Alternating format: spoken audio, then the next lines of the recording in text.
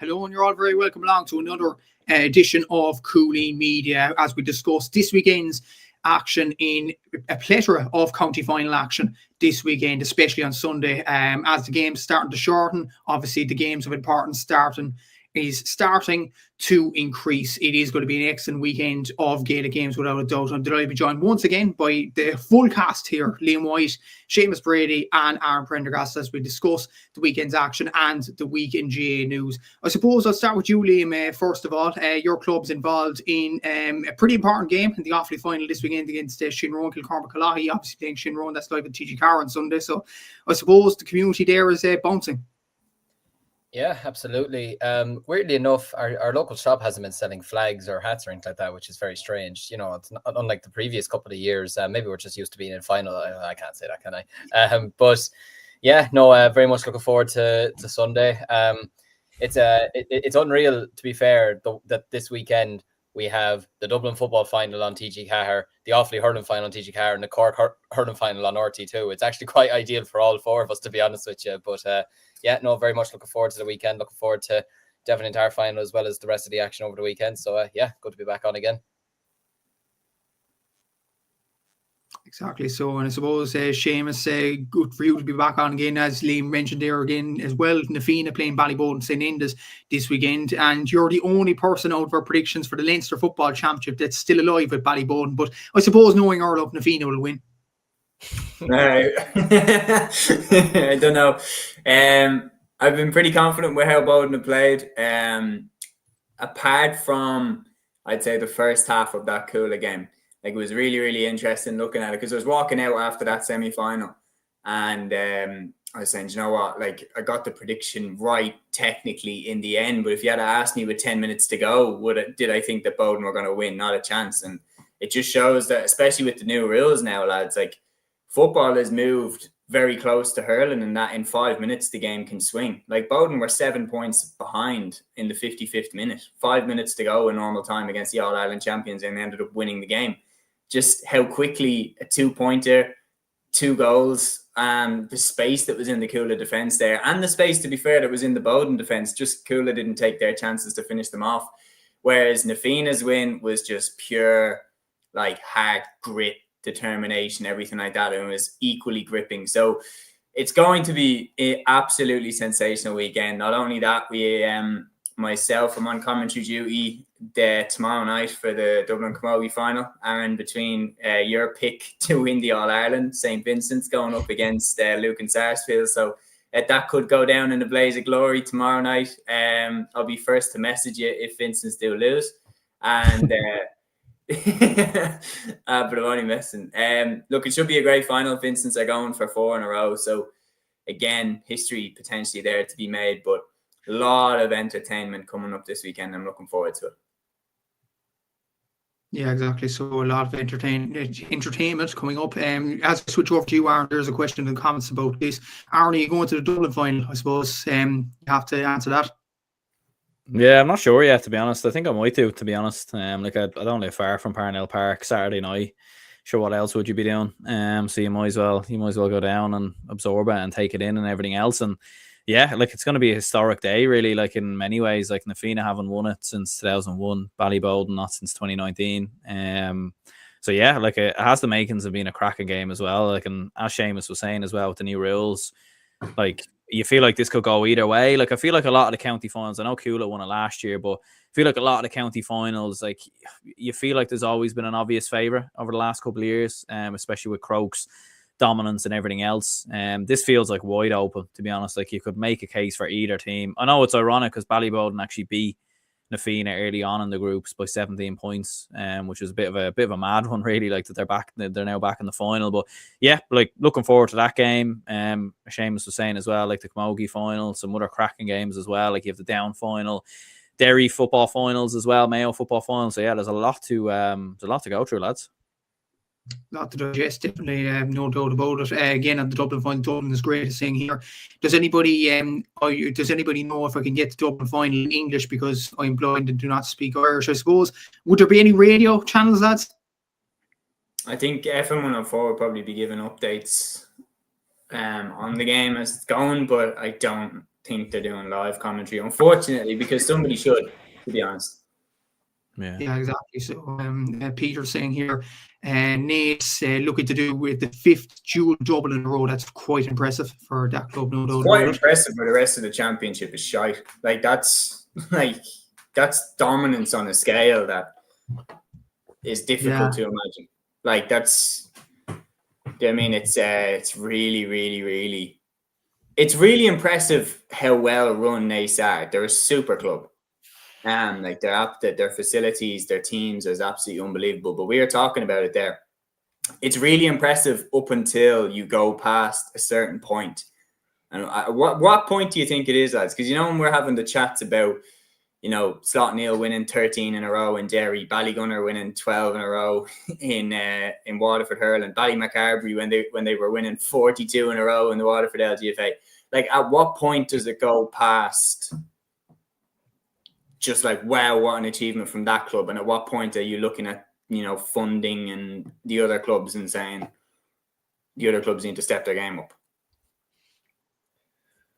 I suppose with 44 in a row, or 42 in a row, I think that's like whatever about, say, what Ballygunner have done or what Schlockneal have done or what Nace are doing at the moment. If you're winning 40 championships in a row, that's a big concern, not going to lie.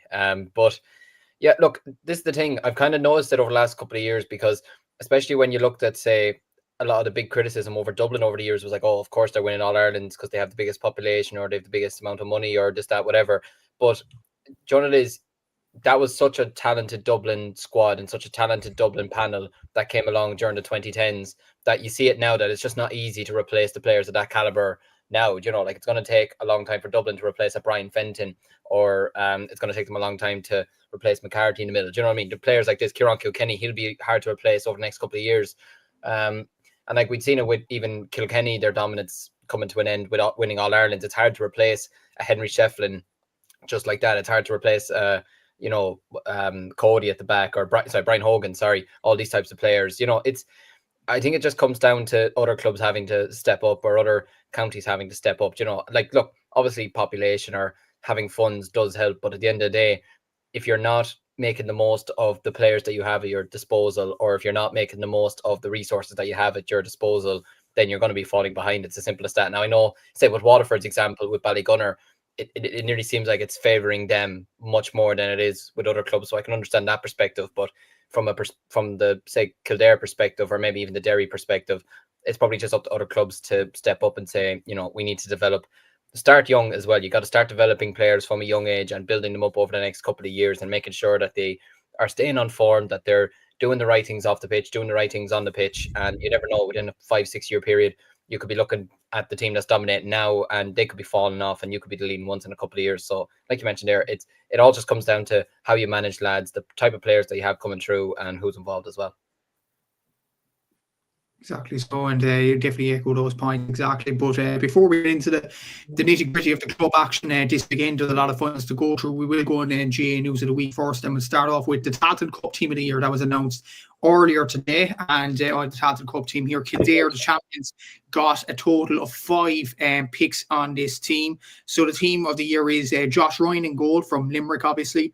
In the full back line, you have Harry O'Neill from Kildare, Lee Cullen from Fermanagh, and Malachy Stone from Wicklow. The half back line is James McGrath of Kildare, Ian Corbett of Limerick, and Sam McCartan of Westmeath. The midfield is Dean Healy of Wicklow, Kevin Feely of Kildare, and then the half forwards, you have James Naughton of Limerick, Alex Byrne of Kildare, and Danny Neville of Limerick. And then the full forward line, you have Luke Loughlin, the top scorer of the Tailteann Cup, in at the number 13 position. You have Darragh Kieran of Kildare and Sean Nolan of Wexford, the top scorer for play in the competition, at the number 15 position. I suppose, Aaron, like the Tailteann Cup Team of the Year, a lot of people have been saying about it, and I probably thought the same. There hasn't been really controversial picks in any way, but what's your thoughts on the team? It seems like a very good team and well picked.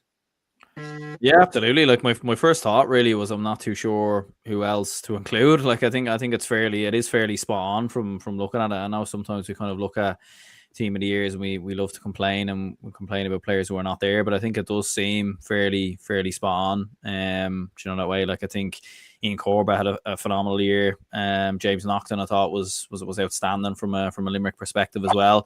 I think it's good variation that they have across the team as well. Like it's not dominant by just Kildare players and everything else. Like I did see a few people maybe say on Twitter that only 5 Kildare players within the team. But at the same time, I think it is good variation that they do have other players like kind of across the board, and the likes of Sean Nolan, Luke Loughlin kind of in the ranks as well. So fairly solid team in fairness.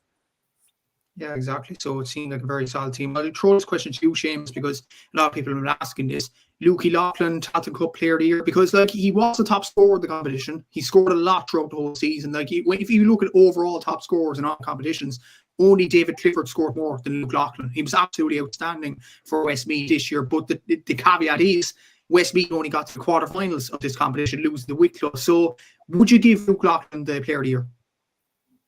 I think probably not, to be honest. He definitely deserves a mention, and he's worthy of his place in the team.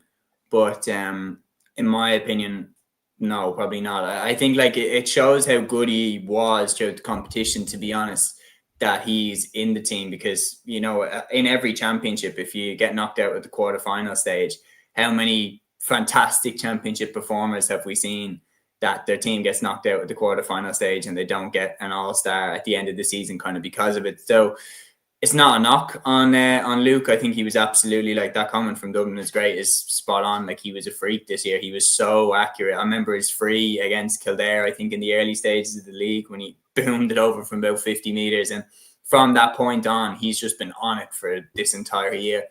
Right now, he's Westmeath's best player, and he picked up the mantle from John Heslin, and he absolutely led from the front all year. So he's nailed on for that team. He's one of the first names in. But I find it hard to not give it to someone from Kildare. When you look throughout the course of the season, how key players like Kevin Feely were, how key players like James McGrath, Alex Byrne, how key these guys were to their success, I think it probably should come from the Lily Whites, to be honest, as to who gets it. The one thing I would find interesting, just as a debate, lads, I'm assuming, and I'm very much assuming now, they're not going to be at the official All-Star ceremony, are they? Getting All-Stars? No, it's on. I think it's on this week. I think, isn't it? I think it's on this week.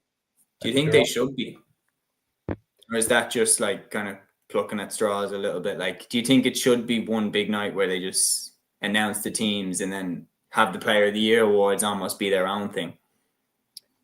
I suppose, speaking from a Joe McDonough point of view, because we were in it last year, I think it's nice in a way that they do get their own night, and it's not being overshadowed by the actual All-Stars itself. I think it was nice last year that, just from our own example, that Charlie Mitchell got to, be the last person named as Joe McDonough Hurler of the Year from our perspective, and it gave him the perspective. It was honoring and respecting those, as people call them, lower competitions, which I never like saying that phrase, but at the end of the day, considering that everyone wants to be playing in the All-Ireland series, that's what they are at the end of the day. But it was nice for me to get to see, say, my own county man, or if it had been a Laois player last year, if it had been, Purcell in the midfield, or Tomas Keys if he had won it, or something like that, it was just nice to see one of those counties have the recognition themselves on that night. And I think it's the same for the Tailteann Cup. I think it's nice that these competitions get their own recognition. I know there's been a lot of people talking in the past about, should the Joe McDonough final and the All-Ireland final be on the same day? Should the Tailteann Cup final and the All-Ireland football final be on the same day? Potentially those could be seen in the future, but I think for award ceremony, I think it's a nice touch that, these players get their own recognition, get their own night out, and it doesn't take the gloss off the All-Stars either. It doesn't take the gloss off anyone else. So I think a standalone night is a fair thing, to be honest. The only thing when people talk about the Tailteann being on the same weekend as the All-Ireland final, I would have no problem with that, given the fact that it's already on the weekend of the semi-final. So it would give it an opportunity to be part of that. When we're talking about making the All-Ireland football final weekend like a festival of football, or the hurling final be like a festival of hurling, moving the Christy Ring, Joe McDonough, and putting them on the Saturday before the Sunday, that would go a long way to turn it into a festival. Yeah, imagine if you said, if you buy a ticket to the All-Ireland final, you can buy a Joe McDonough ticket at a discounted rate or something like that, and you could really pack the stadium out for those games. The thing is, though, Seamus, and the caveat is, remember to scramble for tickets for the Cork and Tipperary again. Mm-hmm. won't that be a big effect as well? Because we've seen people went insane over tickets or over not getting tickets for the Cork and Tipperary game. So just take for this year, for example, if you have Kildare and Laois added to that, wouldn't that be more of a headache for everybody involved? No, I wouldn't be saying. I'm not saying that they should have been played on the same day. I'm saying that they should have been played the night before. So, like, you play on the Saturday the same way that the games are all played on the same day with the Christy Ring, the Nicky Rackard, the Laurie Marr. Maybe you could do the Laurie Marr, Nicky Rackard, because I get that 4 games in one day would be hectic.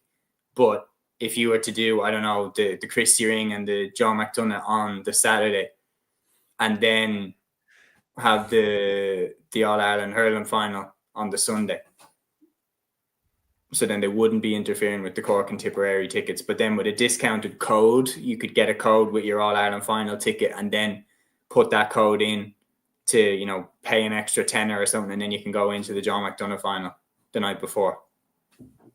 Yeah, it'd be interesting, all right. Like I thought, yeah, like it does sound a bit kind of FAI, kind of buying tickets to Ireland games, you know, like that kind of crack. But no, like I think if they did it right, the premise could definitely work. But I definitely do agree. I think they definitely should do something where they have the games on the Saturday before the Sunday.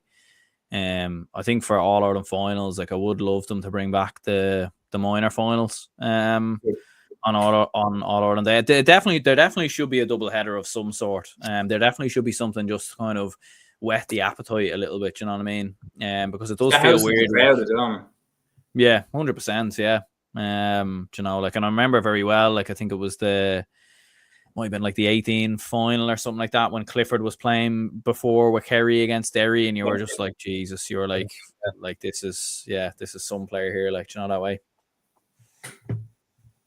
But then, like, you could have a situation there, like, with the minor finals having different counties to the counties that are competing. Like, I remember the last year it happened in the football. Kerry and Dublin were the senior, then was Cork and Galway in minor, and there was very few Cork and Galway fans in the crowd or whatever. I don't have a problem with that, obviously. But then another thing, I'll throw this back to you, Aaron, about the minor finals. Do you think there was an excellent atmosphere at, let's say, country venues for the minor? Because I remember bringing Liam's Offaly into this. I remember Offaly playing Tipperary in the minor, and the atmosphere at Nolan Park was absolutely sensational that day.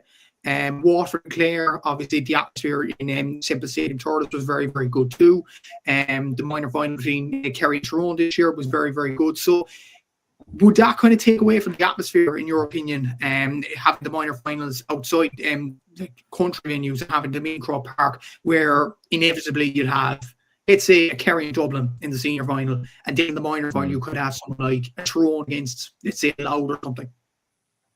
Yeah, I think it is an interesting one. Like, maybe logic should apply a little bit in the sense that, look, if it is, I know obviously you can't know in advance, like the minor finals are obviously done weeks before, you know, like kind of before the football final. But maybe if they can get them back on the same schedule a little bit, and then common sense can apply a little bit, where, like, obviously say with this year it was Kerry Tyrone, and then it was Kerry Donegal in the obviously Kerry Tyrone in the under 20 final, and then in the senior final it was Kerry Donegal. Like, maybe they could do something like that, where if it is similar counties they can plan it a little bit more. Maybe if it is like what you said, like say like with Offaly Tipperary in like in the under 20 final a few years back, like maybe that should be separate then as well. I don't know. Yeah, I think it is an interesting one, because I think, yeah, like the Offaly Tipperary final from a couple of years ago, the occasion for that probably wouldn't have been as good if it was a double header, or if it was in Croke Park, I'd imagine, in terms of the support that came out. So yeah, it's an interesting one. I think just maybe logic should apply a little bit when these things happen, but obviously that's kind of hard to predict, you know. Hopefully the result would have been different. Peter's commenting here, just on the Ticket Mania, the amount of bandwagon supporters in the final this year, the stories of people asking where's Croke Park is just mad. Agree with Seamus' idea before about a merit system. Yeah, I suppose, Seamus, you better elaborate on that, but that would definitely be a good thing. I know we're going a bit off topic here, but it would be an excellent idea.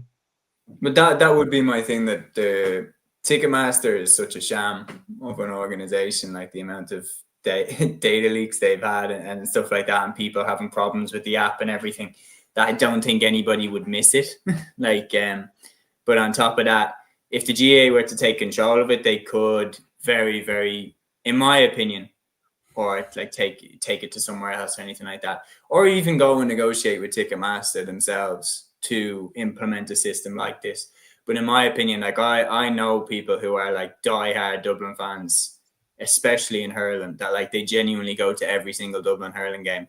And I was chatting to them, and like, how depressing is this? Like, I'm chatting to them at the bar, kind of in the club, like before the semi-final, and I think one of them was saying to me, like, he was like, if Dublin beat Cork on the weekend, we've no fucking hope of getting a ticket for the final.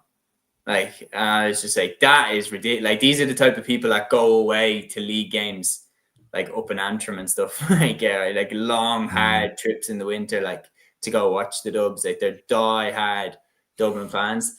And I would just put that we should have a system where you can log what games you've been to, and you can log how many games you've been to. Sort of like, you know how Strava, for example, they have like, you know, the running, and you can log what runs you did. You should be able to log what GA games you've been to.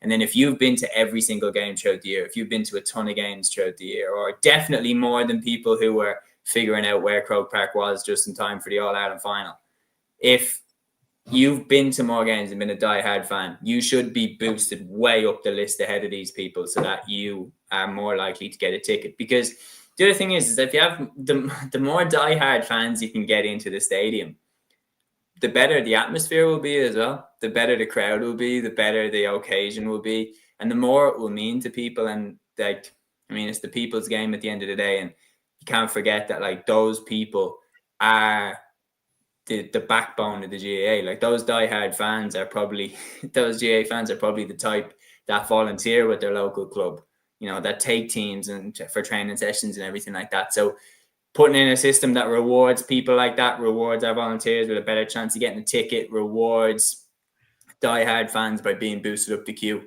If there's any way we can implement that, that would be one thing that I would do. Exactly. So it is a debate that will roll on throughout the week, no doubt about it. I suppose the clock is against us, lads, so we'll have to go on with the Joe McDonagh Cup Team of the Year. That was announced in the last week or so as well. So Colin Dunn from Laois was in goal. Obviously, you could remember his incredible double save against Kildare in the final. Paul Doyle from Carlow in the full back line alongside Rian Bourne and Simon Lacey from the eventual winners Kildare. Padraig Delaney from Laois, Cian Bourne from Kildare, and Dermot Conway from Laois is the half-back line. James Burke and Cathal McCabe make up the midfield, both Kildare men. You have Paddy Purcell from Laois, Tomás Keys from Laois, and David Qualter from Kildare, the top scorer in the Joe McDonagh Cup this year, and the top scorer overall in the hurling. In the top scorer for the football was David Clifford. Top scorer for the hurling was David Qualter, so he absolutely deserves a nomination there. And the full forward line, you have Martin Mouse Kavanagh from Carlow, you have Jack Sheridan from Kildare, and Chris Nolan from Carlow. Obviously, Chris Nolan was the top scorer for play in the Joe McDonagh Cup, utterly deserved an award winner as well. I suppose, Liam, fair enough team there. Kildare got 7 nominees there. Laois got 5 and Carlow got 3. The 3 dominant teams in the competition, so you couldn't really have any complaints there. No, you really couldn't. And it's no disrespect to the other 3 teams in Down, Kerry and Westmeath, but they were never really going to get anyone in there. Maybe you could have, if you were to make one maybe case, you could say Cillian Doyle from Westmeath potentially, because he's by far and wide Westmeath's best player. But realistically, given the performances of a lot of these players this year, like, I mean, David Qualter this year was absolutely sensational for Kildare.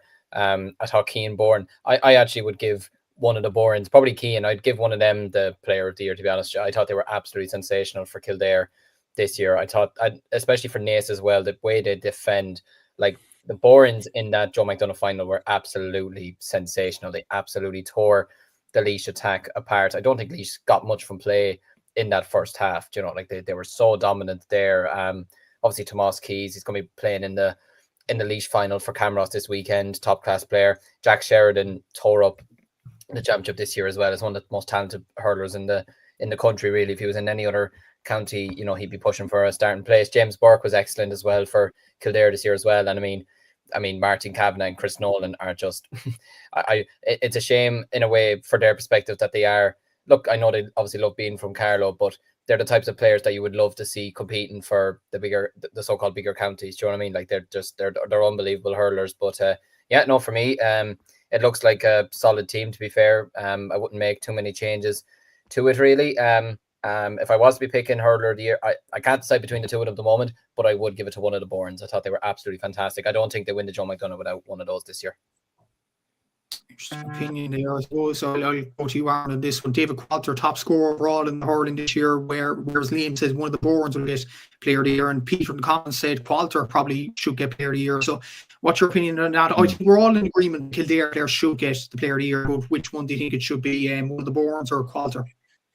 100%. Yeah, I probably would go for Qualter as well. To be honest with you, like phenomenal this season, as you were saying previously, like absolutely outstanding. But no, I do agree as well with one of the Borns, like especially Rian Bourne. Like he was outstanding in the final.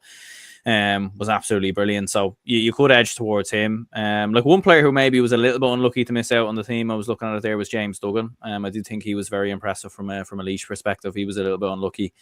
But no, I probably would go with David Qualter. To be honest with you, but I do agree with Liam's point as well. I think both Keane and Rian Bourne were brilliant. Look, Simon Lacey at cornerback as well was outstanding. But probably would go with David Qualter there. Yeah, exactly. So that was a very good Joe McDonagh Cup team of the year, and you'd imagine one of the Kildare boys will get the player of the year eventually. A comment in here as well from Peter. Qualter was injured for the county final as well, badly missed by Maynooth, and who knows if Maynooth might have had him. Potentially, Nace's throttle might have stopped there in terms of Kildare winning the Kildare championship there. But the lower tier hurling team of the year was also announced. This is a combination of the Christy Ring, the Nicky Rackard, and the Larry Marr in terms of team of the year. So in goal for this team was Enda Lawless from Roscommon, obviously the Nicky Rackard champions. Mark War from Roscommon was cornerback. The Christy Ring champions got their first nomination at fullback, with London getting Conor Byrne, and then Mayo got Oisin Greeley at the other corner. Enda Egan from London, Conor Cosgrove from Roscommon, and Rory O'Menon from Derry got in the half-back line. You have Daniel Huan from Mayo and Eamon Conway from Derry. Liam O'Brien from Cavan got in the number 10 position. Then you have Sean Glynn from London at number 11, and David Mangan from New York at number 12. That was the Laurie Marr's champions only nomination there. Sean Canning from Roscommon, Padraig Dodd from Wicklow, and Liam Lavin from Mayo finishing off the team. I suppose, Seamus, one name that is incredibly omitted out of this, and I will say this: the Christy Ring top scorer overall and for play this year, Cormac O'Doherty from Shotneel and Derry. Where is he? I genuinely don't know what he had to do to get into this team. I do realise London won the competition and fairly and squarely, but surely you have to award individual players for their brilliance. So I think the main omission there, in my opinion anyway, Cormac O'Doherty. But what is your opinions there, James? Yeah, he's a surprise absence. I mean, because anytime we're talking about these teams and anytime that we're giving out the awards, the criteria that you always put across is who had the biggest impact on the competition. And I agree with what Liam was talking about with the Borns. I personally would give it to Rian Bourne for the John McDonagh Player of the Year. He was absolutely outstanding, Rian Bourne. And I don't think Kildare win the John McDonagh without him. And I don't think Derry have the success that they had this year without Cormac O'Doherty. I mean, top scorer, not just from, overall, but as you said, from play there as well. So without him, do Derry have the season that they had? Probably not. So it is interesting that he isn't included in the side. That being said, it is really, really difficult to... They're brave in terms of the way that they combine the three competitions, because then what's the criteria? How many players do you include from Christy Ring? How many do you include from Nicky Rackard and Laurie Marr? And is there a set? Are they allowed only because 15 players? Is it 5 from each that get in, or how is it? Because it's really, really difficult to do, because obviously they're playing against different standards as well. Cormac O'Doherty being top scorer in the Christy Ring, though, which is the highest competition out of the three. I mean, that's got to count for something, right? He should have been in. But yeah, it'd be interesting to see what the general reaction is to it. But yeah, surprised. Yeah, exactly. Peter saying in here, lads, how many selectors are there for the panel to select these teams? I'm actually not sure. And All Stars is saying, I'm actually not sure about that. But I don't know, do any of you lads know? But It's kind of a difficult number to comprehend there. But I suppose as well, Seamus made a very good point, Liam, about the competitions and how many do you include. I counted there, Laurie Marr only has 2 selections. That's from Cavan and New York, obviously. Obviously, with New York, that's kind of an enigma. New York only played 2 games this year and won the Laurie Marr, which was probably an extraordinary event in many ways. Cavan only getting 1, maybe a bit harsh there. And there was more Nicky Rackard players. Correct me if I'm wrong now, but I think there was more Nicky Rackard players than there was Christy Ring as well. So I don't know, like it's a difficult one to comprehend how you'd kind of make it all together.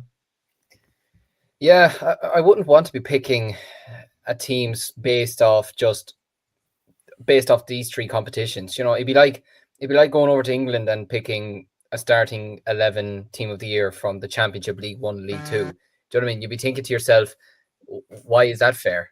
Do you know, like you should be given your own respective league, your own respective competition, the respect that it deserves, and handing up. Like I could imagine there's a couple of players from Cavan. There's probably going to be a couple of players from some of the other Nicky Rackard teams thinking to themselves, we did a lot this year. Why aren't we getting, you know, recognized the same way as, you know, the Joe McDonough maybe is, or the All Ireland teams are? So I don't know. I wouldn't want to be picking a 15 of players from 3 different competitions. And like you mentioned there, 2 players from the one competition out of the 3 seems a bit disrespectful. I was counting them there, and 7 from Nicky Rackard and 6 from Christy Ring, and then Laurie Maher just gets 2. It seems a little bit harsh, to be honest with you. Like you mentioned there, look, it's hard to pick because at the end of the day, Christy Ring is, when you're in these competitions, you want to be playing in the Christy Ring, of course you do.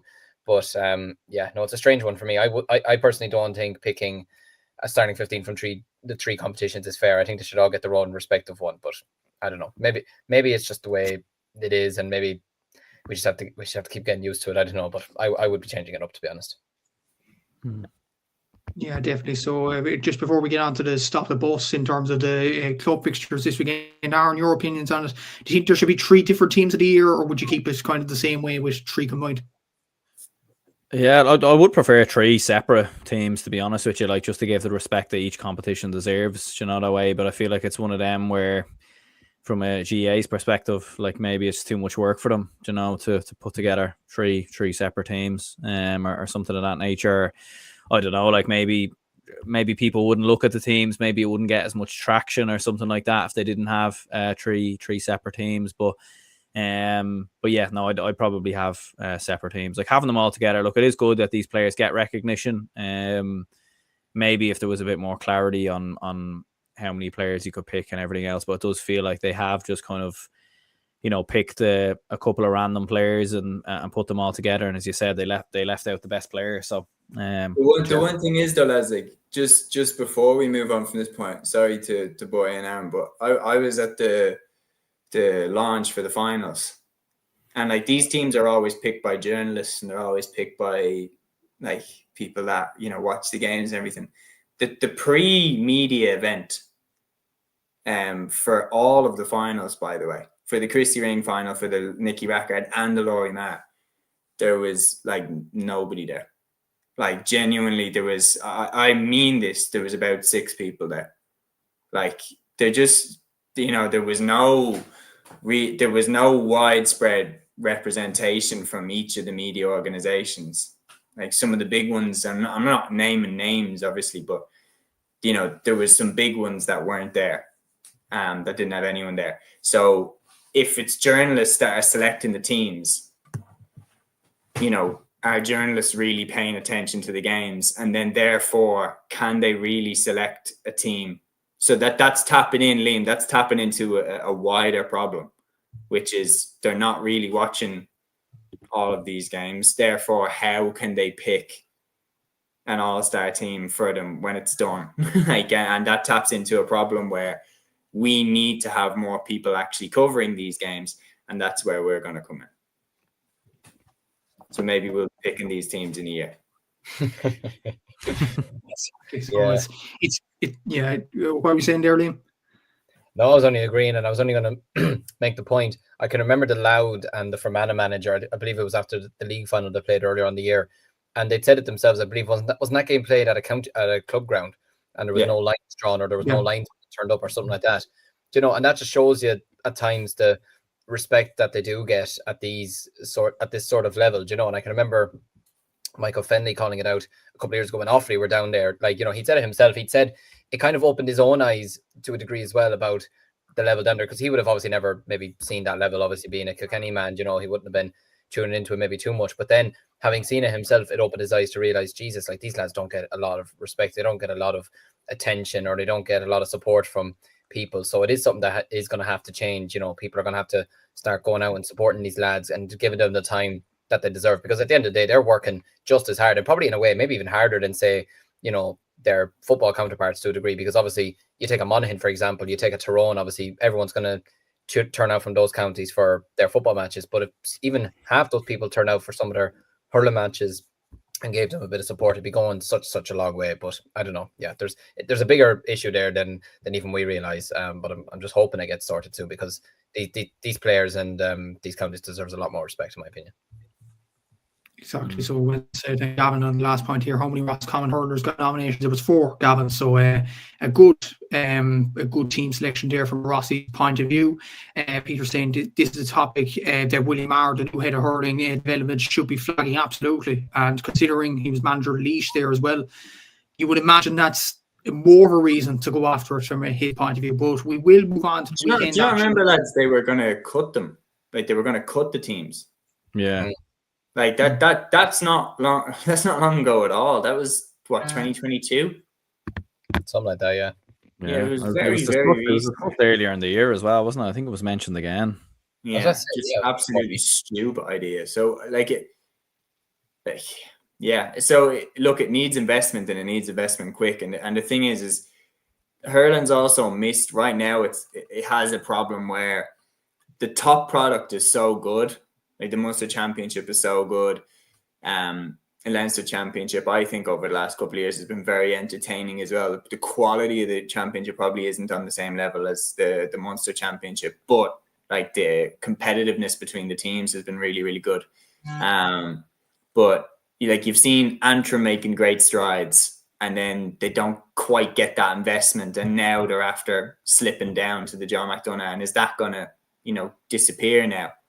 Kerry were making great strides, and now they're coming unstuck. Like, once a team shows signs of making progress, the GA need to back these teams, because the more teams that we can have dining at the top table, the better. And like, one day I'd be hoping, like, and this isn't meant as a disrespect, but one day I'd be hoping that we have no need for any, second tier competitions. I'd be hoping that one day all 32 teams are, good enough to go right in there and compete against each other. I'd be hoping that one day that Leitrim, Sligo, Roscommon, Mayo, that they're all strong enough that Galway can go over and compete in Connacht again. Do you know what I mean? Like, that's what I'd be hoping for. So it'd be interesting to see. And I think with Derry and Down and all that, like, an Ulster Hurling Championship would be really interesting, I think. Like, so there's a lot there for hurling over the next few years if the investment comes and if the teams improve. But that respect is what the players, and I'll be pretty annoyed if they bring that up again about cutting teams. It's the worst idea I think I've ever heard from the GA. Hopefully that's a thing of the distant past, without a doubt, and we will discuss it in further detail in the next few weeks, I'm sure. But we will move on to the weekend's action now, and we will do the same as we've been doing over the last few weeks, the stop the bus kind of function we've been doing over the last few weeks. So here we go, lads. This is the list of fixtures that's happening this weekend. So we have 2 fixtures on Friday, starting things off. That is the Tyrone Senior Football Championship semi-final replay between Loch McCrory and Carrickmore. The winners of this play Trillick in the Tyrone final. You then have the the Dublin Senior Camogie final between St. Vincent's and... There you go. That's the first stop we're going to, and it's the Dublin Senior Camogie final between St. Vincent's and Luke Sarsfields. Seamus, take it away. Yeah, I'll take this one, lads. I am on commentary for it, so I better say a couple of words about it. Look, it's going to be an amazing game. Luke and Sarsfields and St. Vincent's. Interestingly, both sides. So Lucan beat Ballybowden St. Enda's in their semi-final, which was a big surprise. Like, Ballybowden would have been one of the hot favourites to win the Dublin Camogie Championship. Lucan are very much on the come up, and they're going for their first ever Dublin Camogie title. Vincent's, as I said, are going for 4 in a row. But interestingly, Ballybowden beat Vincent's in round 1, and St. Jude's beat Lucan in round 1. And then Vincent's beat Jude's in their semi-final, and Lucan beat Ballybowden. So they're both coming into this final having beaten teams that beat their upcoming opponents in this final. And obviously St. Vincent's are carrying in. It's a very similar dynamic to the LGFA Dublin final, in that you had Kilmacud going for 4 in a row, just like Vincent's are the dominant team in Dublin Camogie right now. And Sills are going for their first LGFA title. So are Lucan in the Camogie. They're looking for their first ever Camogie title in the county. So there's a lot on the line tomorrow night. It's going to be a cracking game. Yeah, I will be. So I'll be on the Dubs GA TV stream. It's going to be pretty good. Hopefully no storm this time. But yeah, should be pretty good. Looking forward to it. Should be absolutely an interesting Dublin Camogie final there to look forward to. I suppose with Seamus and Aaron, I'm going to throw you off the bus for the next pick. This is on Saturday. It's the Dublin Senior 1 Football Championship final between Ballybowden, St. Enda's and Nafina. This is also live on TG Car on Saturday evening. So, seeing as Seamus discuss the Camogie, we'll move to Aaron for football, starting things off. So, Aaron, should be a very interesting game. 2 sides that probably wouldn't be expected to be here, considering their semi-final opponents. But the winner here, it'll be massive celebrations, I'm sure. Yeah, absolutely. Yeah, should be an absolute cracker of a game. There's no question about it. Like, as I was saying, kind of at the start, like Nafina were beaten by Ballybowden by 17 points earlier in the year. So it's been, and like Nafina's journey in general to the final has been nothing short of remarkable, really. Like, if they actually do go and win on Saturday, I think it will go down as one of the best Dublin Championship wins in recent memory. Like, to be 11 points down versus Ballymun in the quarterfinals, to dog it out the way that they did versus Crokes as well. Like, they were behind multiple times in that game. James Doran gets a late winner. So I think it would go down as one of the greatest championship wins of all time if they do get this over the line, considering what happened to them earlier in the season as well. You can't sleep on Ballybowden though, like, and I know like Seamus will agree on this as well. Like, Ballybowden have always been there. Like, they have always been there. Like, they've always been a contender. They've just, for whatever reason, it's never been that they didn't have the players. It's always felt more like a mentality issue with them. Like, they would go 5-6 points down in a big game, and then their heads would go and they just completely fall apart, and they'd be cut adrift. But coming into this final, they're in, obviously what they did versus Cúilín, coming from behind. They were very impressive that day. You'd be looking at Dara Sweeney and Keane Darcy in around the middle to kind of do the business there. But I don't know. I kind of fancy Nafina, to be honest with you. I think like the amount of resilience that they've shown, I think they'll have enough to get over the line. And yeah, I think they'll do it. You may take that Ballybowden jersey off the wall then. It's reverse jinx, guys. Come on.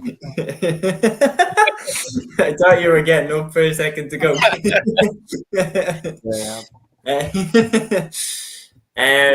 Yeah. Chris, you here for St. Vincent's. St. Vincent's in the football. But they weren't at the races at all this year. They lost all 3 of their group games, finished bottom of their group. But I expect something more from them because they do have fantastic players. Vincent's, the likes of Sean Lowry and other Dublin caliber players. So it'll be interesting to see how they bounce back. But talking about this Dublin final is going to be absolutely unbelievable. Like, you've got a rematch between Ballybowden and Nafina. As Aaron was saying, they played each other the first day out. Bowden had it all their way that day. But the way that Nafina have rallied, like the grit and determination that they showed in the semi-final against Kilmacud Crokes, epitomised by Johnny Cooper having to be told to get off the pitch when he had blood pouring out of his head. I mean, fairly summed it up. They were just not going to be beaten that day. And to turn over a side like Kilmacud Crokes sent a message, not just to Ballybowden, but sent a message across the country that if Nafina get out of this game, if they get through this game, they are to be taken seriously for honours beyond the Dublin Championship, because turning over a team like Kilmacud, who've been consistently there at the top table, is a serious achievement. Ballybowden, on the other hand, they've been fantastic throughout this Dublin Championship. Dara Sweeney has been absolutely electric up front. 2 goals in the final few minutes against Cúilín turned the game on its head. And to beat the All-Ireland champions, like the confidence they'll have going into this final will be through the roof. they won't take Na Fianna lightly. There's no question about it. They know themselves. That game, yes, while it went all their way that day, it's not going to repeat itself. They're going to have to fight tooth and nail to win this one. And Na Fianna stand at the doorstep of an incredible achievement. They're in the Dublin Hurling Final as well. They'll be favourites for that. And if they can pull that off on top of pulling off a sensational win in the football, it's the type of achievement that comes around, once in a generation. You very, very rarely do a double in the county unless you're Naas and then you do 5 in a row. But genuinely, it's really, really hard to do, especially in Dublin. I know Kilmacud could have done it, but then they joined the elite clubs in terms of having achieved that incredible achievement. So there's no question about it. They stand on the doorstep of history. But I've gone with Ballybowden from the get-go. I've said from the very beginning that I thought Ballybowden would win the Leinster Championship, never mind just the Dublin. So I am going to stick with Bowden. The fight that they showed in the semi-final against Cúilín was amazing. They're 7 points down with 5 minutes to go. I thought the game was done. And then 2 goals from Dara Sweeney and they knock out the All-Ireland champions. So it's going to go down to the wire. And Aaron's right in terms of saying that the last final Bowden were in, they really flattered to deceive. But I think under these new rules, their forwards are thriving. And I really, really think it could go either way. But I'm going to stick with what I've said from the get-go, and that's Bowden to shade it. I'll tell you what, Seamus, if Bowden win, I know we mightn't be able to do it on Sunday, but if we are around Monday, I'll wear the Ballybowden jersey. How about that? Hey. I like it. Haven't seen here. Cúilín did well last year, but a lot of control. The neutrals be thinking won't be an experienced Dublin team in Leinster, and the All-Ireland series in recent years should be very, very interesting. Yeah, and we'd echo that point, Gavin. In terms of just a side note before we leave the Dublin final, in terms of Seamus saying it is a historic achievement in doing a double for the Fianna, I don't think so, but we'll move swiftly on from that. Out, lads. I'm sorry, lads. No, I'm cutting the crap here. Look, it's 2 separate teams.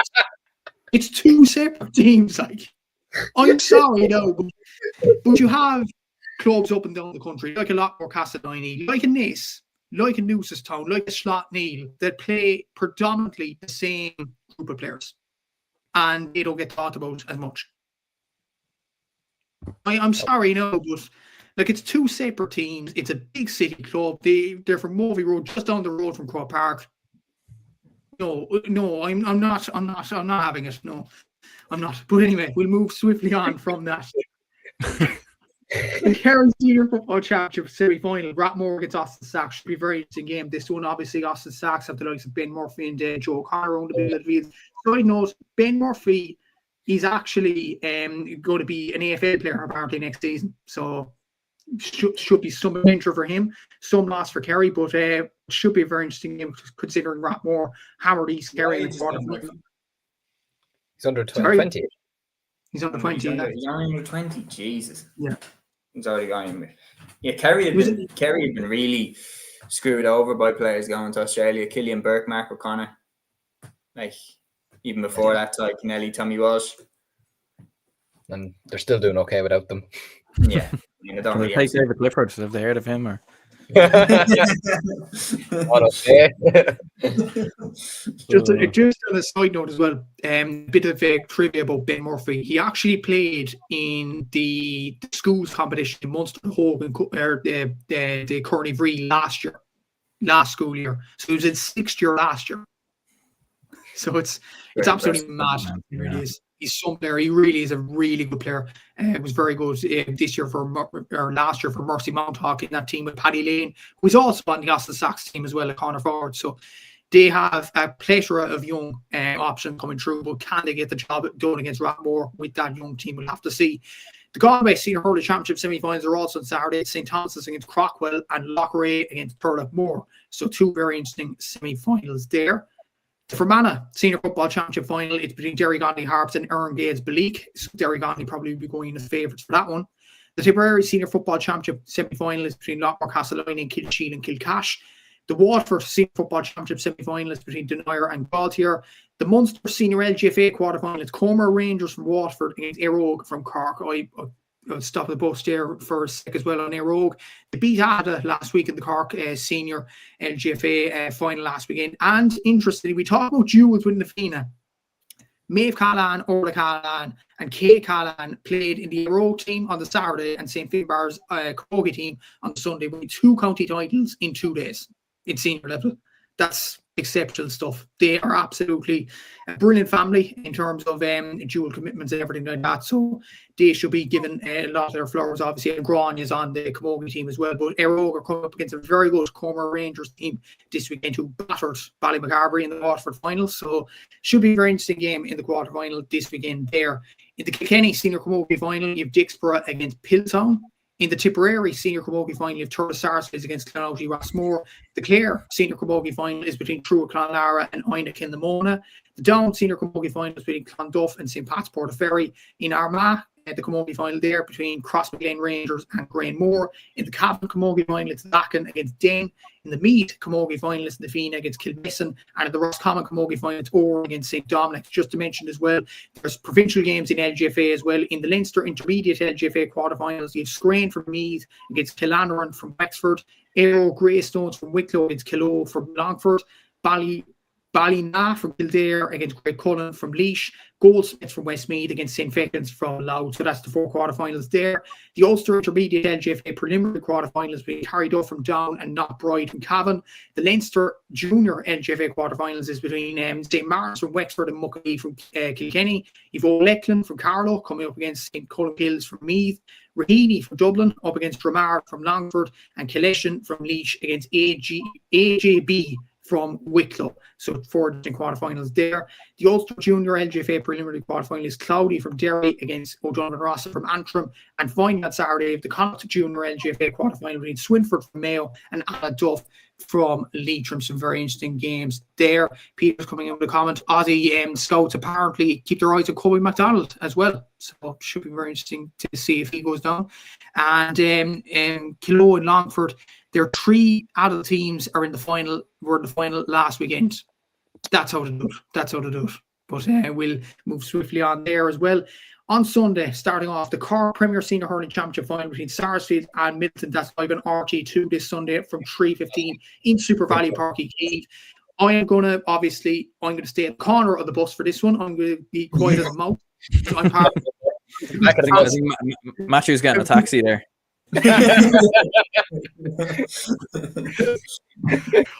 Taxi.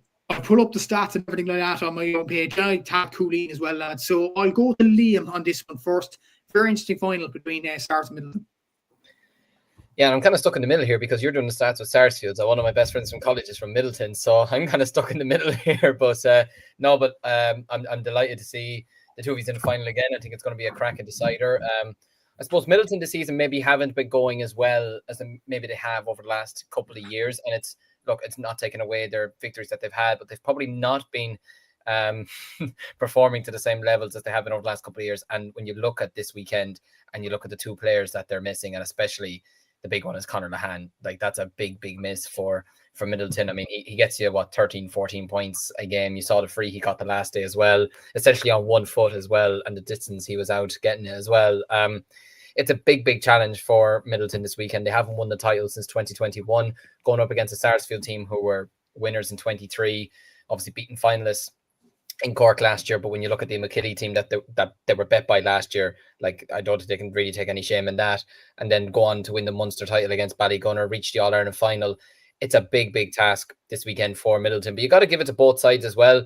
The way they both came back in their respective semi-finals. And you look at some of the players that they both have on display for this weekend. I mean, look, Owen Maloney and Conor Lahan are big misses for Middleton. There's no question about that. And then you look at the players that Sarsfields possess, the likes of O'Regan, Pa White, Cormac Bussong, they're for Middleton, but the players for Sarsfield, your Jack O'Connors, who could light up this final, especially playing in Páirc Uí Chaoimh, so it's a big task for Middleton. They're the outsiders for this one. I feel like Sarsfields, look, John, it's probably in a way a bit of a nuisance for Sarsfields too, knowing that two of Middleton's best players are out to a degree, you know, sometimes that can kind of throw you off, because obviously they would have had a long-term plan for Conor Lehane, but obviously with him out now, his replacement coming in, you're thinking, right, okay, what's he going to do, or where are they going to get their, you know, 10, 11, 12 points from in this game now? They're going to have to get it from someone else. Someone else is going to have to step up for them. But yeah, no, I think it's going to be a very interesting final. But I just feel, and I apologize, Jack McKay, if you're listening. Hopefully you're not. But I just feel with the two players being out, Conor Lehane really does carry that Middleton team massively. And I think Matthew's going to be a very happy boy come Sunday evening. I'm going to give Sarsfields the nod by 4 points. And you have had the edge over them over the last couple of years as well. And I think it's going to probably continue this weekend. Interesting pick there from Liam, I suppose. Seamus, your opinions on this? Decent enough game, and it's live on RT as well, which probably should be a good game in Páirc Uí Chaoimh at the weekend. Yeah, it's going to be a class game, and there's no question about it. When Liam's talking about Lehane being out, I mean, if you're to pick one player that could do the most damage, probably in the game, to be honest, you know, it was Conor Lehane. Like, I mean, he's the obvious standout player on the team sheets, and him being gone is a loss to the game in total. Never mind just for Middleton. But when Liam's saying, it's a good point as well about now someone else is going to have to step up, but there's no way to sugarcoat it from Middleton. It's just a massive blow. Like, there's Sars would be skipping around the dressing room after hearing that he's not going to be playing this game. Obviously, they wouldn't want any serious harm to come to him, but like the fact that he's gone, it's a massive ace now in the pack for Sarsfields in this game. Stars have unfinished business. I know that actually can't really talk, but just looking at it, when you lose an All-Ireland final, it's always the test of a team to see how strong you come back. And Sars have been really, really strong so far this year. Now, obviously, it's really, really hard to get back there. But the drive and the determination that Sars are showing so far is impressive. And personally, I think going into the game, I was 50-50. I couldn't make my mind up between who I thought was going to win. These games always go down to the wire, but without Conor Lehane, Middleton wouldn't have got to the final, in my opinion. So I firmly believe Sars is going to take this one. Should be a very interesting game, and definitely a very interesting one for the neutral to look on at on RT at the weekend. Also on Sunday, if the Limerick Senior Hurling Championship final between Doon and the Piercig. Stop the bus. Thanks, Liam. Thank you very much. I was going to stop the bus there because just an interesting. Get back on the bus, Matthew.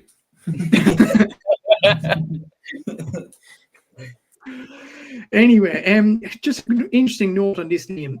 This game is not shown on RT or TG4 this weekend. Bit of a shame considering like both of them had a really good battle last year. Obviously, Doon came out on top there, winning their first Limerick title, if not ever, in a long, long time. Over the Piercig team that were dominant in Limerick over the last few years. But this should be a very, very interesting final. Yeah, it is a shame that it's not on RTE. It was on TG4 last year. I was at this final last year, covering it for the Limerick Voice, and have to say, really, really enjoyed it. It was great to be there to see Doon winning their first title.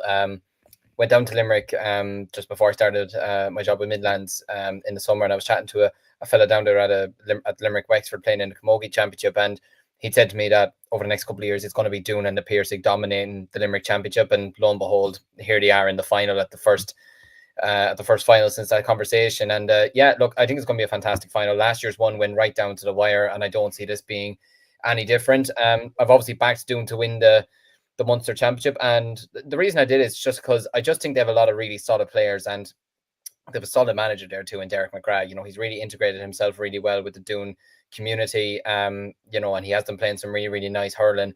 And I mean, when you've got players in your team like Pat Ryan, when you've got players in your team like Barry Murphy, when you've got players in your team like Adam English, who is Adam English is a fella that will probably he would have been a worthy potential hurler of the year had Limerick gone on and won the All-Ireland this year. You know, had they got past Dublin, obviously to the delight of these two, they didn't. But yeah, like when you have players like that in your team, I know in the Piercig have some really good players themselves. They've obviously Shane Dowling, they've the Caseys, Mike Casey at the back, and Peter Casey up front.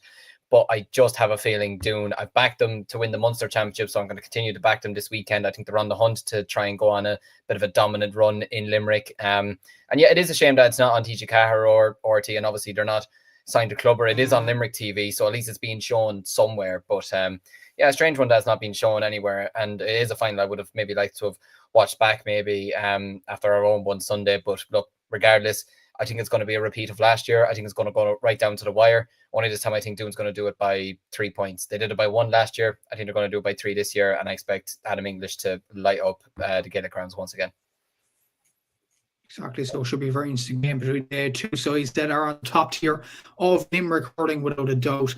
Moving on Sunday as well, Derry Senior Football Championship finalists between O'Donovan Ross of Magherafelt and Sean O'Leary's Newbridge. I suppose I'm going to stop the bus at this one because there was a controversy during the week on Shotneil debating a 2-pointer, should it have been a 2-pointer, should it have been a 1-pointer or something like that. And obviously it fell short. That means Sean O'Leary's Newbridge aren't the final without any escapes or anything like that. But I'll go to you on this one. Is that ideal preparation for the likes of Newbridge to get that kind of commentary during the week, and now they're going straight to the final? I think the controversy brushed under the carpet maybe this morning or yesterday evening. That's hardly good preparation going to the final. It could be, yeah, but it's also that thing of, look what these lads are saying about you. Look what everyone's saying about you, siege mentality type thing. I think they'll nearly even use it in their favor as well, to be honest with you. I thought some of the commentary around it was just really, really silly. Like, I thought it was poor from Slotneil a little bit as well, to be honest with you. Like, looking at it, it's like, yeah, fair enough. Like, it's on the line. Like, it probably was a 2-pointer. In fairness, but like, it was, from looking at the replays, it wasn't clear cut. And I think Cahir O'Kane even as well. Like, he put something out as well, like not long after, highlighting lots of decisions that went the way of Slotneil in the game as well. So, yeah, look, I think, to be honest, they'll use that to their advantage. It's obviously not been handy maybe for county, for club boards and the higher ups, the management, to kind of be dealing with those problems. But I think at the same time, they'll use that as a vengeance, and they'll be pinning those, what people have set up on the wall, that type thing. And, straight away, if Sean O'Leary's get over the line on Sunday, what the post-match speech is going to be, it's going to be about what people said about them. So, I think they'll just use that in their arsenal, really. Yeah, absolutely. And I suppose they said that last year as well, so history could definitely repeat itself. But Magherafelt will be out to win this game as well. Commenting here from Jack Nolte, great weekend indeed. So we're looking forward to the Westmeath Senior Hurling final. We'll get onto that in a sec, Jack. Back on the bus again, the Mayo Senior Football Championship final leaves Ballinlass Stephenites against Westport. That is the Mayo Senior Football Championship final. No stoppers there. Okay, we'll move on. The Kerry Senior Football Championship semi-final between Dingle and Mid-Kerry. A quite interesting game there. And if Mid-Kerry lose this one, Dr. Groves are all the Munster Championship. So, yeah, we'll have to see what happens there. It should be a very interesting game there. The Down Senior Football Championship final is between Kilcoo and Kerry Duff. Okay, let's go, Aaron. Kilcoo. Yeah. No, yeah, I think this is an interesting one because I think there is a potential shock on the cards here. Like Kilcoo are bidding for 7 in a row. They're bidding for 13 titles in the last 14 years. Kerry Duff have actually never won a county title in Down before. But looking at Kilcoo at times this year, like they needed a last minute point against Clonduff the last day from Calum Doherty. And I think there's a potential shock on the cards here, to be honest with you. Kerry Duff have got some very interesting players, the likes of Jack and Daniel Guinness are in there. So I think they've got some James and Daniel Guinness. I think they've got some very interesting players, and yeah, no, I think they could cause a bit of a shock. Like Kilcoo have actually lost a lot of their more senior players. They still do have the likes of Ryan Johnston and Sheelan Johnson, Michael Kane, these lads, but I don't know. I think that with Kilcoo, like looking at a lot of the results, they are one of them teams that keeps on finding a way to get over the line and down. But I just have a feeling that Kerry Duff might upset them this weekend. We'll have to see what happens there. Like if Kilcoo go out, who honestly is going to win the Ulster Championship? It's so wide open if Kilcoo actually go out this weekend. If it wasn't wide open already, the Kildare Senior Football Championship final, that's between Naas and Athy. That's an interesting final there as well. Liam, I'll push you off the bus for this one here. It is the Offaly Senior Hurling Championship final. Cormac, your own club, obviously, against Shane Rowan. Quite an interesting game live at TG Car on Sunday. Take it away. Yeah, it's the third time in 4 years that we're meeting each other. It'd be fair to say that we've been the two best sides in Offaly over the last 4 or 5 years. It's a very interesting final, very much looking forward to it. A lot of people obviously ranking us as favourites, and look, I suppose it's fair enough, but at the same time, you know, this is a final that's 50-50 in my eyes. Shinrone bet us in 22 fair and square. We bet them in 23 fair and square. We played them earlier on in the group stages and ended up as a draw. And quite honestly, we came out of that lucky with a draw, to be honest, which Shinrone, in my opinion, were far better than us on that day. Which is going to be a very interesting final. Obviously, you have the likes from ourselves. You have the likes of Charlie Mitchell in there. You've Adam Screeney, you've Jack Screeney, Colin Spain, James Mahan, Brecon Kavanagh, etc. These players like that. And then from Shinrone, you've the likes of Killian Sampson, Eamon Cleary, Dara Maher, players like that who'd been in with the Offaly panel over the course of this year. So I think it's going to be a very, very, John, it is, Peter, it honestly could be a 2-point game. I think it's going to go right down to the final 10 minutes. I feel like we could push out in the final few minutes. I feel like we just have more to offer maybe off the bench, but at the same time, Shinrone have improved their squad massively over the last couple of years, and the way they dismantled Belmont in the semi-final was really, really impressive. They were 10 points down to Kildare in the quarterfinals and came back and bet them, which they would have never done in years previous. So no, they're a team that's very, very much improving. Mark Morecambe has them in great shape. But look, I am looking forward to it. It's great that all 3 of our counties have our county finals on TV this weekend, so it's kind of ideal from all of our perspectives. But yeah, no, very much looking forward to it. I will say as well, just aside from that, as much as I do obviously want us to win it, there is one side of me that would be kind of happy to see Shinrone winning it, and that's mainly because earlier this year is the game on Midlands. Yep, Midlands 103 will have commentary. Will O'Callaghan would actually be doing the inside line from the earlier time of 1 p.m. on Sunday. Joe Troy's doing commentary. I'm not quite sure who's doing it with him, but yep, that'll be on Midlands 103, as well as the Laois and Westmeath finals. But earlier this year, Shinrone lost a player in their club called Joe Cleary, who'd passed away very sadly. And what kind of summed up Shinrone for me as a club, and the players as well, was we played Antrim then. A few of those players then went out and played Antrim a couple of days after he had sadly passed away. And Killian Sampson went out against Antrim. I think he scored 1-3 or something like that. Jason Sampson, his brother, went out, who captained Shinrone in 2022, went out, put in a great performance. Eamon Cleary tugged out, Dara Maher tugged out, Owen Bailey O'Brien, who'll be playing a corner forward this weekend, tugged out for the under-20s. And it just showed me the strength that they have, the mentality that they have, that they're willing to still go out and hurl for their club, you know, especially after such a sad, tragic passing like that. And look, Joe was very much loved in Shinrone. Was a great character. Didn't know him too well, but I'd met him once or twice, and he seemed like a lovely chap. He was known as Joe Liffey as well. And yeah, look, it would be the one thing. Look, obviously, I want us to win. Of course, I do. You know, I don't want us to lose at the end of the day. But if there was one silver lining from Shinrone winning this weekend, it would be nice to see them commemorate, you know, his life with them being able to bring home the Sean Robbins Cup for him. But yeah, it would be nice for them from their perspective. But obviously, look, I do hope we do win this weekend. But yeah, it'll make the final a special occasion anyway. Definitely a special occasion, a poignant probably occasion as well in the Offaly final, and should be a very good game as well this Sunday. Moving on, we have Laois Senior Hurling Championship final. That's Clonbalaculla against Camross. We have the Westmeath Senior Hurling Championship final, Castletoe-Gagan against Loughlin Gales. In the Antrim Senior Hurling Championship final, you have St. John's against Loughlin Shamrocks. In the Leitrim Senior Football Championship final, it's Ballinamore Sean O'Heslands against Leitrim Gales. The Carlow Senior Football Championship final is between Rathvilly and Old Leckland. In the the London Senior Football Championship final is Tyrd Connell Gales against North London Shamrocks. So that is the finals wrapped up in the football terms anyway. So the Tipperary Senior Football Championship semi-final is Clonmel Commercials against Upper Church Drumban, and the Tipperary Senior Football Championship relegation playoff, Grange Muckler Ballynail against Killinall. So very interesting game there.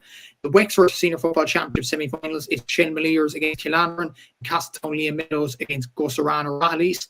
In the Waterford Senior Football Championship semi-finals, Rathgormack against Abbeyside Ballincorty. In the Meath Senior Hurling Championship final, it is Kildale against Ratholt. In the Sligo Senior Hurling Championship final, it's Aesky against Nave Owen.